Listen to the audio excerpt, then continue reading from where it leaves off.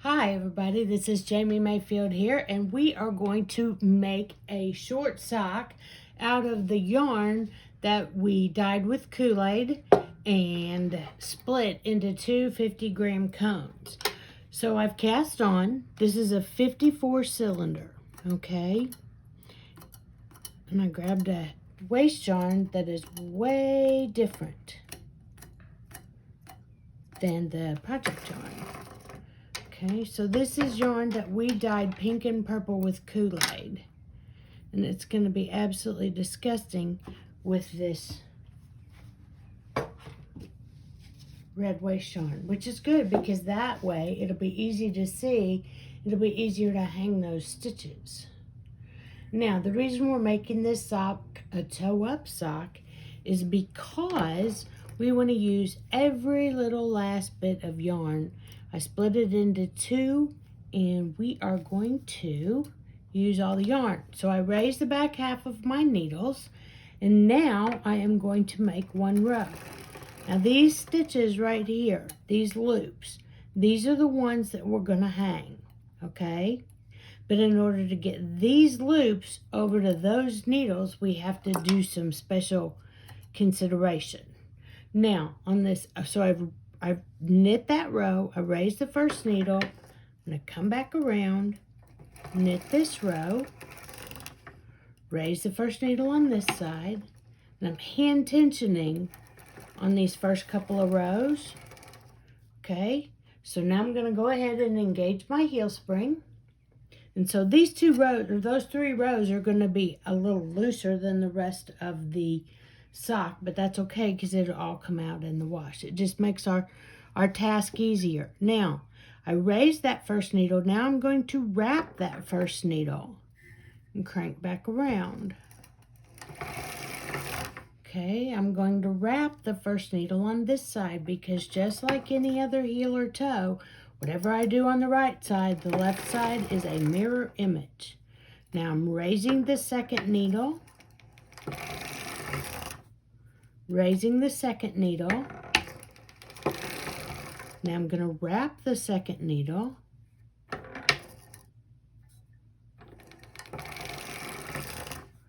And I'm going to wrap the second needle. Now we're going to raise and wrap on the first three needles on each side. Whoop. Okay, so I'm going to raise the third needle. Raise the third needle. Now I'm going to wrap the third needle. Let me go ahead and grab a heel fork here.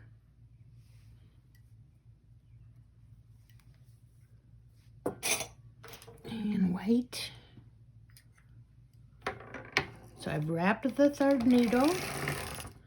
Going to wrap the third needle on this side. Now I'm going to raise the fourth needle. Raise the fourth needle. Raise the fifth needle. Raise the fifth needle.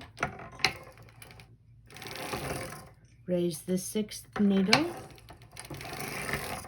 Raise the sixth needle, and I need to move my heel fork.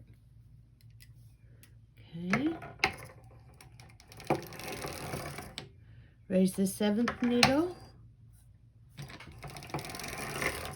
Raise the seventh needle.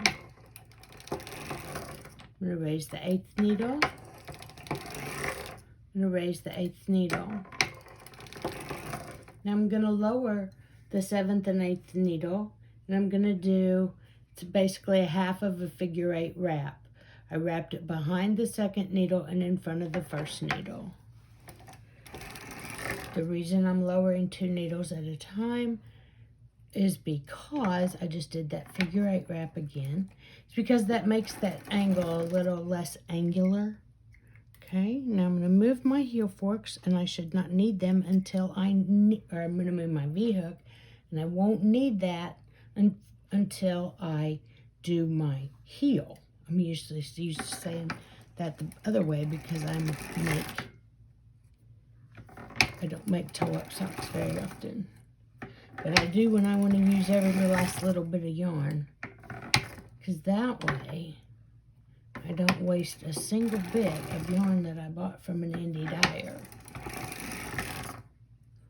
Or yarn that I think is absolutely gorgeous.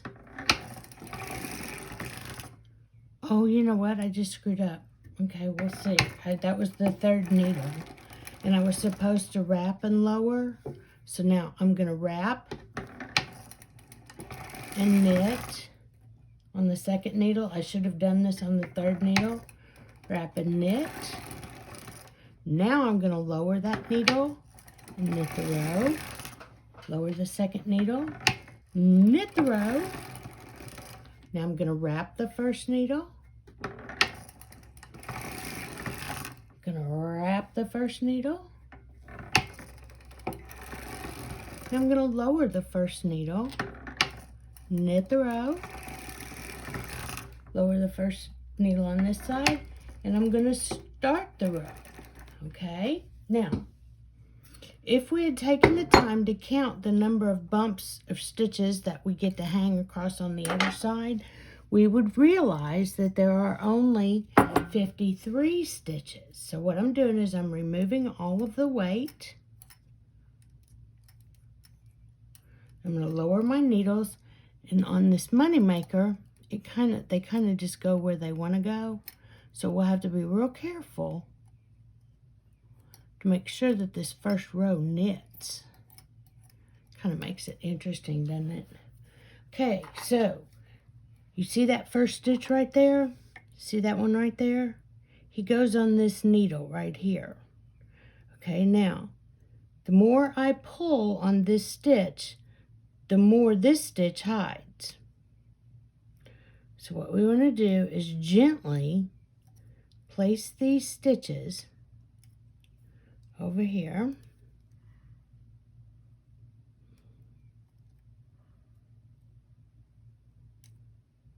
Trying very careful not to pull on them so that I don't make the next stitch hide.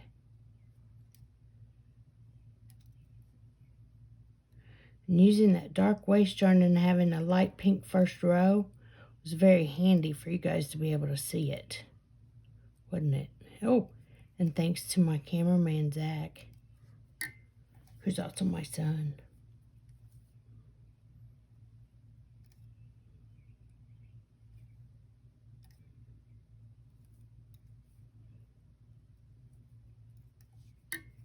Okay, now see how it wants to roll under? Right here on these stitches. So you need to be very careful that you're getting that last row, the one that is next to the waste yarn.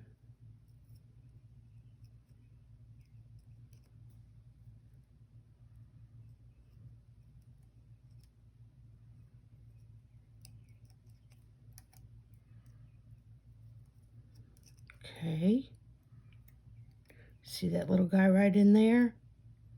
He's a hiding. But he has to be found and hung on that second needle. Now, what I always do is I wrap the tail around that first stitch, like so.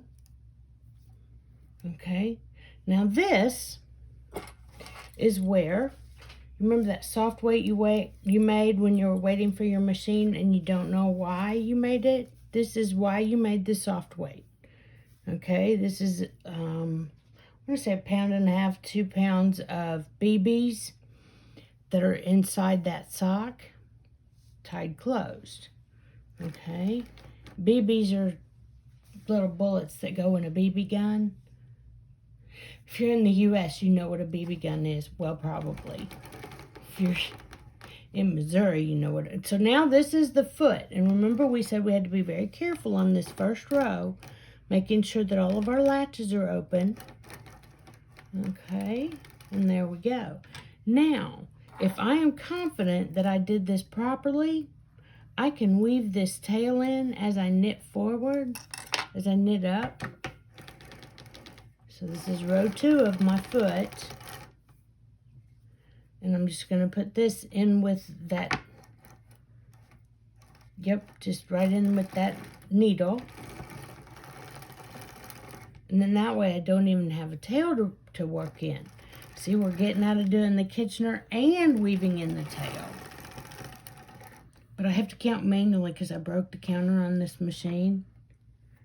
My husband made it, and this is because we wanted to be able to provide a counter for everybody. But so far, I haven't found a good solution. This one being broken is case in point why this one is not for sale. Because I can tear anything up. All right, so that one I was holding on too tight.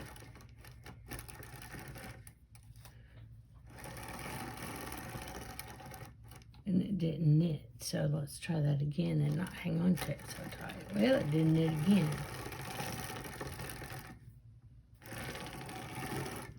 And I don't have a clue how many rows I've gone. So let me go a few more. Keep on working this tail in. There we go.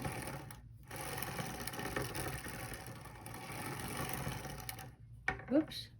So I'm putting it in the hook and knitting past it. Not like that.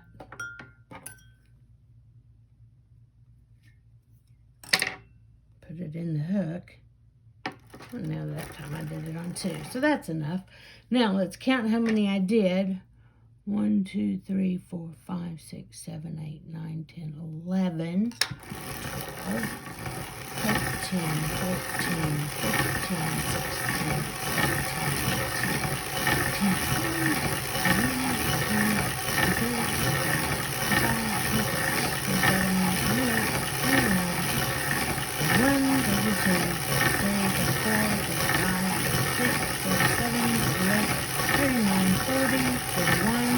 33, 44, 45, 46, 47, 48, 49, 50, 51, 52, 53, 54, 55.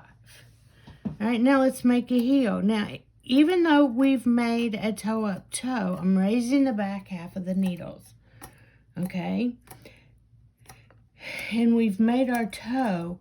I still want to make a deeper heel. I'm going to put 3 needles down on each side, okay? Because I still want that larger heel. I want to use more than half of the needles. And on this machine, I have the tension set to where I like it. And I knit always with the heel spring on. So that the tension on my heel and toe is the same as what it is on the leg and the foot of the sock. Okay. Now we've gone over how to do heels and toes many, many times together. So I'm going to just knit it. And you guys can just watch if you so choose. Personally, I want to get this sock made so I can see how it looks knit up. And it's really cool. I just peeked. Alright, so I'm going to engage I'm going to install my V-hook. And, you know, I remember with clarity, and I mean very clearly, I remember when heels and toes caused me to have a hot flash. But I've practiced many, many times over the years. I still love the way this yarn smells. It's like scratch and sniff yarn, but all you have to really do is sniff. You don't have to scratch. I'm going to move my heel fork up. My V-hook. You know what I was talking about? Raise that last needle. Raise this last needle and knit the row. Now I'm going to do that figure 8 wrap. Well, it's really a half of a figure 8. I only do it on the first 2 rows. The first row on that side, the first row on this side. Then I lower my needles, knit the row. And I have to be real careful because I always make cuff down socks, so I don't want to end the sock on this heel because I'm not thinking. But that's why I have my son here. He's got a young mind and it thinks he'll remind me not to stop the sock. And the sock actually tells me because I have more than half the needles. So I know it's a heel.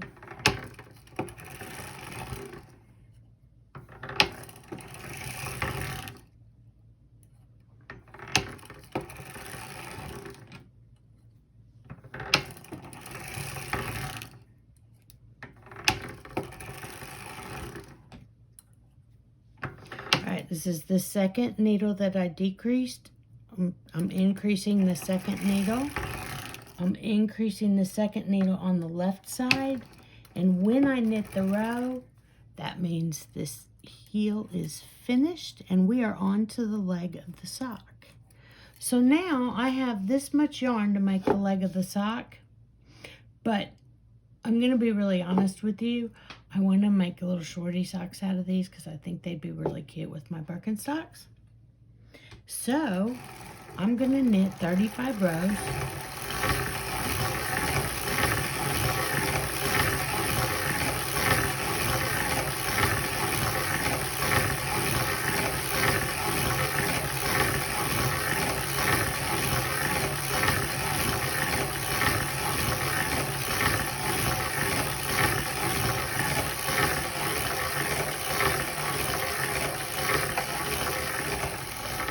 Now, here's the rub, people. You have to cast this off somehow. And I'm going to show you my preferred method for casting off. And that is to sew a backstitch bind off. So what I'm going to do is I'm going to get my yarn carrier over here to where it's going to knit when needle number 54 closes. I'm going to change yarn on needle number 1. Now, I have to leave a super duper long tail in order to have enough yarn to do the backstitch bind off. So I'm going to go wrap it around 3 times, and that's my tail. Now, I'm noticing that my half of my top is the purple color and the other half is pink and white. So I don't want to use that red waist yarn. I want to use that yellow waist yarn sitting right there, Zach.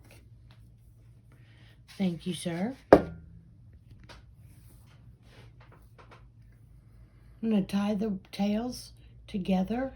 I should have left it like so. Did you see that? I'm almost done. Thank you for being a good sport, Zach. He's got a life, you know. And most of the time it does not involve Mom.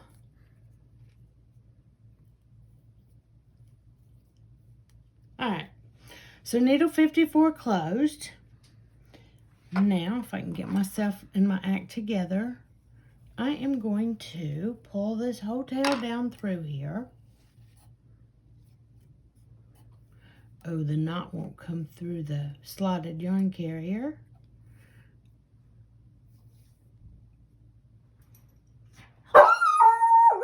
Oh, there's the alarm system.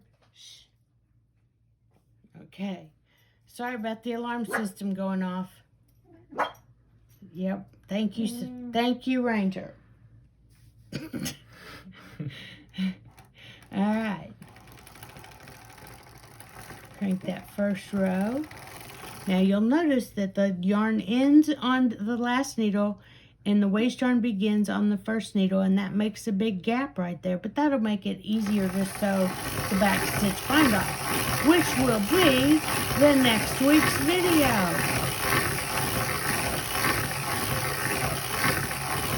Now, okay, just so you know, before we go here, we probably should have reached in here and gotten this soft weight, because now what I can do is I can start my second sock.